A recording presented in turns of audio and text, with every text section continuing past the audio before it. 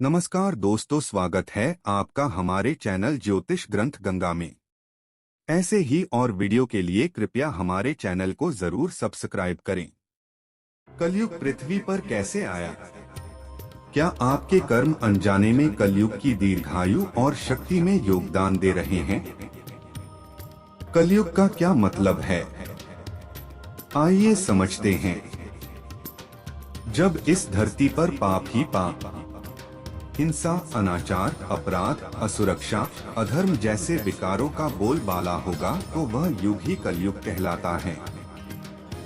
रोज कहीं सुनी जाने वाली इन बातों में आखिर कलयुग है कौन और इसकी उत्पत्ति कहां से हुई?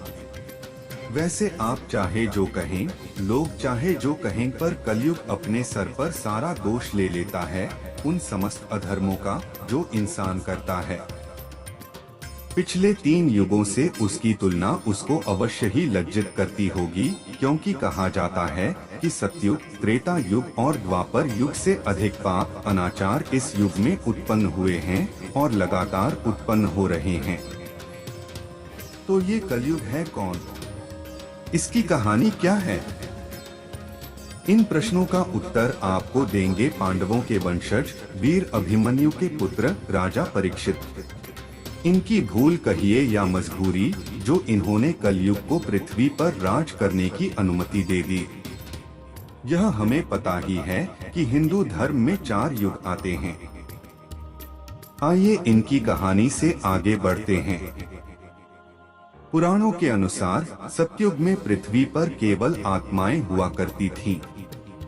कहते हैं कि इस युग में पाप था ही नहीं, पूर्णतः धर्म का युग था यह, और इसी कारण भगवान को इस युग में अवतार लेने की जरूरत ही नहीं पड़ी। इसीलिए सतयुग की सर्वाधिक 1,72,80,000 साल की उम्र मानी गई है। हालांकि कई जगहों पर आत्माओं की लंबाई, उम्र इत्यादि की बातें भी आती हैं, पर श्रीमद्भागवत गीता में यह सिद्धांत गलत हो जाता है, क्योंकि आत्मा का कोई स्वरूप है ही नहीं। बहरहाल इससे आगे चलते हैं तो सतयुग के बाद त्रेतायुग आया। इस युग में थोड़े पाप जरूर बढ़े और उन सीमित पापों के नाश के लिए श्री राम का अवतार हुआ।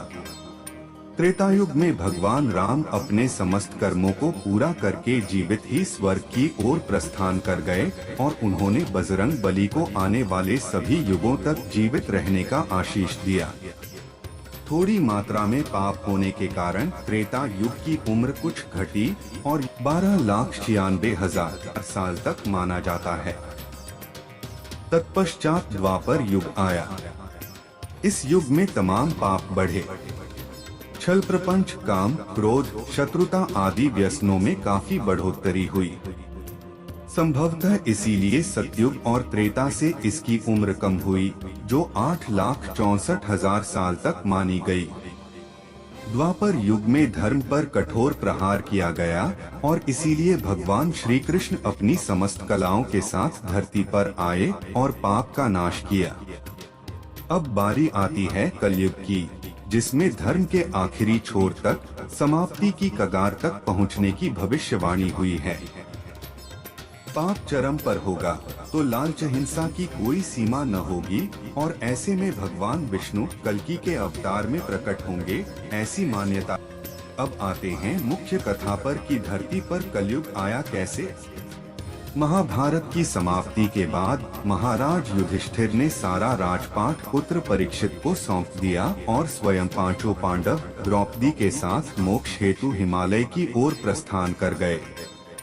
परीक्षित एक सम्राट बनकर अपनी जिम्मेदारी को निभाने लगे।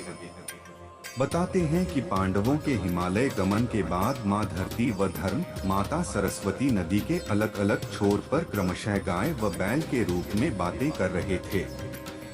गाय रूपी धरती बेहद दुखी थी, तो धर्म रूपी बैल ने पूछा कि अब तो महाभारत के पश्चात चीख पुकार, हिंसा, नफरत समाप्त हो गया है, तो आप निराश क्यों हैं? तब धरती रूपी गाय ने कहा कि हे धर्म, क्या तुम सच में देख नहीं पा रहे हो कि तुम्हारे चारों पैरों में अब मात्र एक पैर ही बचा है? आगे माँ धरती ने यह भी कहा कि पहले योगेश्वर श्री कृष्ण के चरण मुझ पर पड़ते थे और तब मैं निश्चित ही सौभाग्यशाली थी, पर अब ऐसा नहीं है। इन दोनों की आगे कुछ बात होती। ठीक तभी असुर के रूप में कलयुग वहां आ धमका। आते ही उसने गाय और बैल को परेशान करना शुरू कर दिया, क्योंकि आसुरी प्रवृत्ति होती ही यही है। ठीक तभी सम्राट परीक्षित वहां से गुजरे और निर्दोष निरीह गाय व बैल को दुखी होते देख उन्होंने कलयुग को ललकारा कि हे दुष्ट पापी, तू कौन है? उन्होंने कलयुग पर धनुष तानते हुए कहा कि तेरा अपराध क्षमा योग्य नहीं है और तेरा वध किया जाना ही उचित है। हालांकि परीक्षित बैल के रूप में धर्म को पहचान गए थे। उन्होंने धर्म से तत्काल पूछा कि यह कौन है, पर धर्म ने जवाब न दिया। तब राजा परीक्षित ने कहा कि धर्म आप भली भांति जानने के पश्चात भी किसी के विषय में गलत न कहते हुए अपने ऊपर अत्याचार करने वाले का नाम तक नहीं बता रहे हैं। ठीक तभी कलयुग ने पैंतरा बदला व सम्राट के पैरों में गिर गया व अपना परिचय दिया कि वह कलयुग है। धर्मज्ञ राजा सब समझ गए कि सतयुग में धर्म के 4 चरण थे, तो त्रेतायुग में 3 चरण हुए और एक का नाश हो गया। ऐसे ही द्वापर में 2 व आज कलयुग ने एक बचे हुए चरण को भी नुकसान पहुंचा दिया है। ऐसे में क्रोध में आकर सम्राट परीक्षित कलयुग का वध करने ही वाले थे कि कलयुग ने उनके पैर पकड़कर शरणागति मांग ली। सम्राट को कलयुग ने धर्म में ही बांध लिया, क्योंकि शरणागति को शरण न देना अधर्म ही माना जाता था। परंतु राजा परीक्षित बुद्धिमान भी थे और कलयुग से कहा कि अधर्म, अनाचार, पाप, झूठ, चोरी, डकैती, कपट, प्रपंच, दरिद्रता, गरीबी इत्यादि तमाम दोषों का मूल कारण केवल तुम ही हो, इसलिए मैं तुम्हें अपने राज्य में वास नहीं करने दूंगा। कलयुग तब गिड़गिड़ाने लगा और राजा से उसने कहा कि सम्राट, आपका साम्राज्य तो संपूर्ण पृथ्वी पर ही है और अगर आप मुझे ऐसे निकालेंगे तो मैं कहाँ जाऊंगा? मैं आपकी शरण में हूँ, इसलिए मुझे कोई निश्चित स्थान प्रदान करें। परीक्षित ने विचार किया और कहा कि जहाँ द्यूत, मद्यपान, परस्त्रीगमन व हिंसा होती हो, वहाँ असत्य, मद, काम और क्रोध का निवास होता है, तो वहीं तेरा स्थान निश्चित करता हूँ। कलयुग ने फिर प्रार्थना की और कहा कि सिर्फ इतना स्थान मेरे लिए पर्याप्त नहीं है। सम्राट उसकी चाल नहीं समझ सके और उसे स्वर्ण में भी स्थान दे दिया।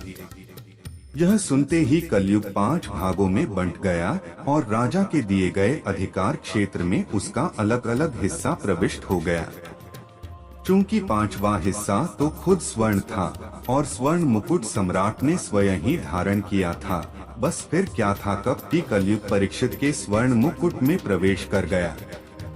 चूंकि राजा परीक्षित संपूर्ण पृथ्वी के सम्राट थे, आत्म मार्कंडेय पुराण के अनुसार कलयुग संपूर्ण पृथ्वी पर काबिज हो गया।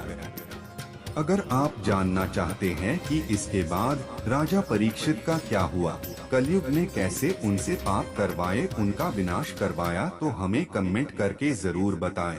हमारे चैनल के साथ जुड़कर जीवन को ज्योतिर्मय बनाने, जीवन शैली को बेहतर करने और हिंदू और सनातन धर्म के बारे में समाज में जागरूकता फैलाने के लिए हमारे वीडियो को लाइक करें, ज़्यादा से ज़्यादा लोगों तक शेयर करें और हमारे चैनल को सब्सक्राइब करें।